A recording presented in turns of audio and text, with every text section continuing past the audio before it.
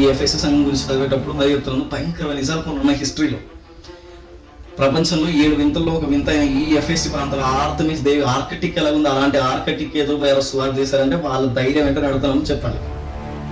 వాళ్ళ ధైర్యం ఏంటి? విశ్వకాంతి వెలుగైన దేవుడు తనతో లేడా? మరి చెప్తున్నాను, విశ్వకాంతి వెలుగైన దేవుడు పౌలుతో లేడా? విశ్వకాంతి వెలుగైన దేవుడు మనతో, నీతో, నాతో లేడా? ఈరోజు విశ్వకాంతి వెలుగైన దేవుడు నీతో నాతో ఉండి ధైర్యపరిచి, విశ్వకాంతి వెలుగైన దేవుడు నన్ను గూర్చి ఏ నోరైతే సాక్ష్యం పలుకుతాదో, నన్ను గూర్చి ఏ నోరైతే సాక్ష్యం పలుకుతాదో, ఏ హృదయం అయితే నన్ను గూర్చి శోధిస్తాదో, పరిశోధిస్తాదో, నా సత్యం గురించి నన్ను గూర్చి జ్ఞానాన్ని తెలుసుకుంటాదో దేవుడు పరిశోధిస్తున్న ప్రతిసారి మనం ఏమా లిస్ట్ లో విశ్వకాంతి వెలుగ మళ్ళీ చెప్తున్నా, విశ్వకాంతి వెలుగైన దేవుడు ఆ రోజు పౌలుకు తోడైన దేవుడు, ఆ రోజు మోసేకు తోడైన దేవుడే, విశ్వకాంతి వెలుగైన ఆ దేవుడు ఈ రోజు మనకు ఉన్నాడు. ధైర్యం చేసి వార్త ప్రకటించాలి. మనం మళ్ళీ చెప్తున్నాను, రిజర్వేషన్లు పోయినా, మనకు తిండి తిప్పలు లేకున్నా, లేకున్నా, బ్రతికినా, చచ్చినా, ఉన్నా లేకున్నా, దేవుడు మన తోడున్నంత వరకు చెప్తున్నాను, సమృద్ధిగా చెప్తున్నాను. మరి చెప్తున్నాము, అరణ్యయాత్రలో ఏ సమృద్ధి దొరకలేదు.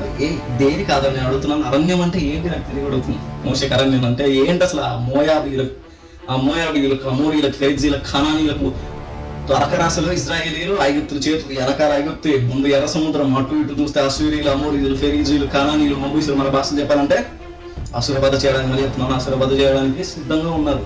అలాంటి ప్రాంతాల్లో నడిపించిన దేవుడు తన ఉద్దేశాన్ని నెరవేర్చడానికి తండ్రి అబ్రహాము, ఇస్సాకు, యాకోబుతో ఏ వాగ్దానం మీద చేశాడు ఆ వాగ్దానాన్ని స్థిరపరచడానికి నడిపించి శత్రువు తన ఎదుట నిలబడకుండా మళ్ళీ చెప్తున్నాను, దేవుడు తోడైనంత వరకు కాలి దుమ్ము కూడా మళ్ళీ చెప్తున్నాను, దేవుడు ఇజ్రాయేల్ ప్రజలకు దేవుడు తోడైనంత వరకు కాలి దుమ్ము కూడా కదల్చలేకపోయారు ఎవరు.